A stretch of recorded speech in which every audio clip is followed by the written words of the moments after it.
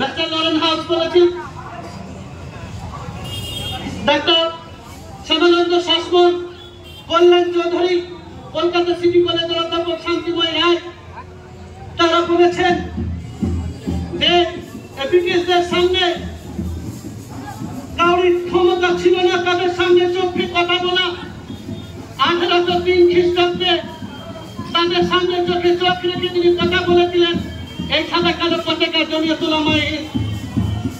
আপনারা জানেন ভারতবর্ষ RSS এর জন্ম 1925 খ্রিস্টাব্দে, মার্ক্সবাদী কমিউনিস্ট পার্টির জন্ম 1921 খ্রিস্টাব্দে, ভারত মহাসভা সংঘের জন্ম 1906 খ্রিস্টাব্দে, মুসলিম লীগের জন্ম 1907 খ্রিস্টাব্দে, 1803 খ্রিস্টাব্দে জন্ম হচ্ছে জমিয়ত উলামায়ে হিন্দ। জমিয়ত উলামায়ে হিন্দ তাদের সামনে চোখে চোখ রেখে কথা বলেছিলেন নেতাজি সুভাষচন্দ্র বোস। আজকে নেতাজি সুভাষচন্দ্র বোসের নামটা দেওয়া হয়, কিন্তু জেনে রেখে দেন নেতাজি সুভাষচন্দ্র বোস তিনি স্বাধীনতা অনুপ্রেরণার কথা পেয়েছিলেন কিনা?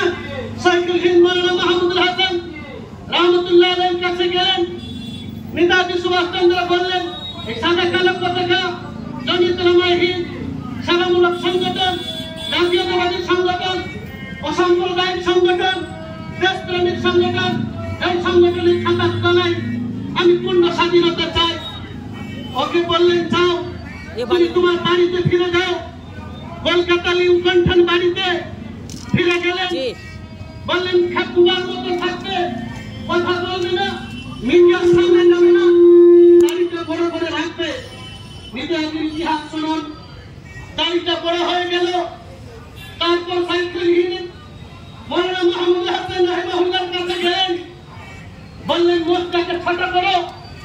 মোস্তা ছোট করার পরে মাওলানা ওবায়দুল্লাহ সিন্ধির কাছে দাও, দিল্লি খোগলায় যাও। দিল্লির খোগলায় মাওলানা ওবায়দুল্লাহ সিন্ধি তাকে 2.5 ঘন্টা 3 ঘন্টা বোঝালেন, বলেন জার্মানি জাপানে যেতে হবে। নেতাজি সুভাষচন্দ্র বোস বললেন আমি উচ্চ ব্রাহ্মণ ঘরের মানুষ, আমার নাম নেতাজি সুভাষচন্দ্র বোস, কিন্তু আমাকে দেখে মনে হচ্ছে একজন মৌলানা সাহেব। আমার মুখে লম্বা দাড়ি, মাথায় লম্বা টুপি, আমার পাঞ্জাবি, আমাকে তো দেখতে একজন মৌলানা সাহেব মনে হচ্ছে। তাই তার মানে আমার নাম কি রাখা হবে? বলে পাসপোর্ট বানাও, তোমার নাম রাখা হবে মৌলানা জিয়াউদ্দিন। বামফ্রন্টের তথ্য ভান্ডারের, মুক্তিযুদ্ধের তথ্য ভান্ডারে 167 পৃষ্ঠা খুলে দেখে নেবেন, তারা বই পুস্তিকার বই প্রকাশ করেছিল। মুক্তিযুদ্ধে নেতাজি সুভাষচন্দ্র বোস মৌলানা জিয়াউদ্দিন নামে জার্মানি গিয়েছিল। হাবিবুল্লাহ দুজনের সঙ্গে নিয়ে মৌলানা ওবায়দুল্লাহ সিন্ধি বলেছিলেন যাও সেখানে আমাদের কথা বলবে। জমিয়ত উলামায়ে হিন্দের আমি মনীষাদি চলে এসেছেন, জেলা সম্পাদক আছেন, আমি আমার কথাকে দীর্ঘায়িত করব না। এই হচ্ছে জমিয়ত উলামায়ে হিন্দের ইতিহাস। জমিয়ত উলামায়ে হিন্দের সবাই আত্মকারা, রাজেন্দ্র প্রসাদ, রাজেশ পাইলট, মহাত্মা গান্ধী, সর্দার বল্লভভাই প্যাটেল, এরা জমিয়তের সবাই আসতেন। নেতাজি সুভাষচন্দ্র বোস কলকাতা 1997 সালে মহাজাতি সদনে 35,000 লোকের সামনে নেতাজি সুভাষচন্দ্র ভাতগুরু ভাইপো শিশির বোস আমাদের সবাই এসেছিলেন, এখনো কলকাতা তার সিডি রাখা আছে। তিনি আমাদের সবাই বললেন যে আমি এই জন্য জমিয়তের খাতা তলায় এসেছি। জমিয়ত উলামায়ে হিন্দের মতো জাতীয়তাবাদী সংগঠন, জমিয়ত উলামায়ে হিন্দের মতো দেশপ্রেমিক সংগঠন, জমিয়ত উলামায়ে হিন্দের মতন ঐতিহাসিক সংগঠন ভারতবর্ষে একটাও নেই। আমার চাচা যেদিন আত্মগোপন করে, তিনি যেদিন গোপন করে দেশ ত্যাগ করে চলে যাচ্ছেন, অনেক দুনিয়া আমাকে নিয়ে গিয়ে বললেন আমার ভাইপো শিশির তুমি কি জানো আমি কোথা থেকে স্বাধীনতার অনুপ্রেরণা পেয়েছিলাম? বলে না কাকা আমি জানি না। বললে শোনো, দেখবে এই ভারতবর্ষে একটা সংগঠন আছে, আজকে আগামী দিনে হয়তো তাদের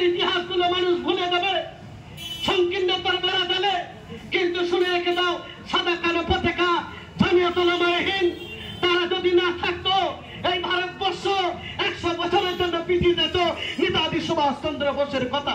ভাইপো শিশির বোসকে বলতেন আমাদের নেতাজি ইন্ডোর স্টেডিয়ামে ৫০ উপলক্ষে তিনি এই বক্তব্য তিনি রেখে গেছিলেন। এই হচ্ছে জমিয়তুল উলামায়ে হিন্দের ইতিহাস। আপনারা জানেন মৌলানা বরকতুল্লাহ, মৌলানা ওবায়দুল্লাহ সিন্ধি জমিয়তুল উলামায়ে হিন্দের নেতৃত্বে তখন 1946 সালে তখন ইমরান বাহাদুরকে পরাস্ত করলো এবং 1947 সালে 15 আগস্ট দেশ স্বাধীন পেল।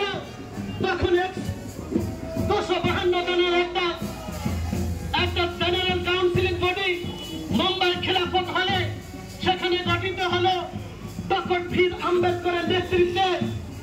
সেখানে তখন বললেন সরদার বল্লভভাই প্যাটেল, তিনি বললেন ব্যারিস্টার মোহাম্মদ আলী জিন্নাহ তিনি পাকিস্তান বেছে নিয়েছেন, অর্থ পাকিস্তানে কোরআনের আইন চালাবে বলে তিনি পাকিস্তানকে বেছে নিয়েছেন। তাই ভারতবর্ষকে কি করা হবে? হিন্দু রাষ্ট্র করব। পৃথিবীর বুকে একটাও হিন্দু রাষ্ট্র নাই, তাই আমরা ভারতবর্ষকে হিন্দু রাষ্ট্র করব। সরদার বল্লভভাই প্যাটেলের সামনে কেউ সেদিন মুখ খোলার সাহস পায়নি। যারা মুখ খুলেছিলেন ভারতের গর্বের সন্তান সর্বভারতীয় জমিয়তুল উলামায়ে হিন্দের স্বনামধন্য সভাপতি मौलाना हिफ्जुर रहमान डॉक्टर भीम अम्बेडकर के बोले घेर लीजिए हम लोग जा रहा है। बोले नहीं नहीं मौलाना बैठिए, क्या करना चाहिए? वल्लभ भाई बक्तव्य का अपनी खंडन करुन কি করতে হবে। উনি সেদিন বলেছিলেন, মৌলানা হিফজুর রহমান দাঁড়িয়ে বলেছিলেন সরদার বল্লভভাই প্যাটেলের সামনে দক্ষিণ ভারতের হিন্দুরা তারা কি করে, তারা গরুর মাংস খায়। তারা কি করে উত্তর ভারত, তারা হিন্দুরা তারা গরুর মাংস খায় না, তারা মানুষ মারা গেলে পোড়ায়। আর দক্ষিণ ভারতের হিন্দুরা মানুষ মারা গেলে তারা কি করে, তারা কবরস্থ করে।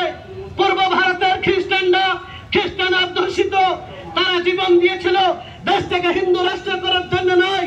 লক্ষ লক্ষ কয়েক লক্ষ দলিত জীবন দিয়েছিল পূর্ব ভারতের এই দেশটাকে হিন্দু রাষ্ট্র করার জন্য নয়। 10 লক্ষ মুসলমান জীবন দিয়েছিল।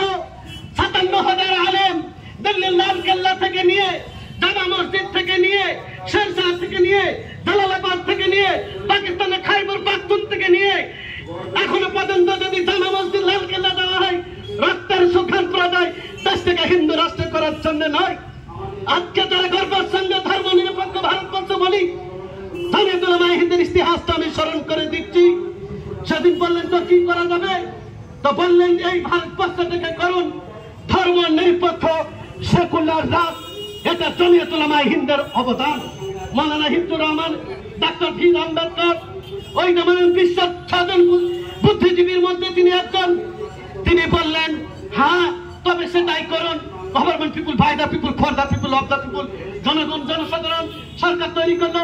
যারা ধর্ম করবে কেউ কারো ধর্মে বাধা দিতে পারবে না, যারা রাজনীতি করবে কেউ খালি রাজনীতিতে বাধা দিতে পারবে না। আর্টিকেল নাম্বার 26 সংবিধানের মৌলিক ধারায় এটা উল্লেখিত আছে। ভাই জমিয়তুল উলামায়ে হিন্দের সুপ্রাচীন সংগঠন, জাতীয়তাবাদী সংগঠন। এই সংগঠনে অনেক ইতিহাস। আজকে এক শ্রেণীর অশুভ শক্তিরা তারা ভারতবর্ষকে টুকরো টুকরো করতে চায়, কিন্তু আমরা যেমন দেশ স্বাধীনের চোখের মনির মতো এই ভারতবর্ষকে স্বাধীন করেছিলাম, আমরা আগামী দিনে ভারতবর্ষকে আমরা রক্ষা করার জন্য প্রয়োজন হলে জীবন দিয়ে আমরা রক্ষা করব। হিন্দু মুসলমান শিখ ইসাই সকলে মিলেমিশে এই দেশে আমরা শান্তি সম্প্রীতি সংহতির সঙ্গে থাকতে চাই। দিদির জন্য আপনারা অপেক্ষায় আছেন, দিদিকে লাভপুর প্রোগ্রাম করতে হয়, কিছুক্ষণ ধৈর্য ধরুন। জেলা সম্পাদক আছে, সংক্ষিপ্ত আমাদের মন্ত্রী ফজলুল হক বক্তব্য রাখবেন, তারপরে জিনার জন্য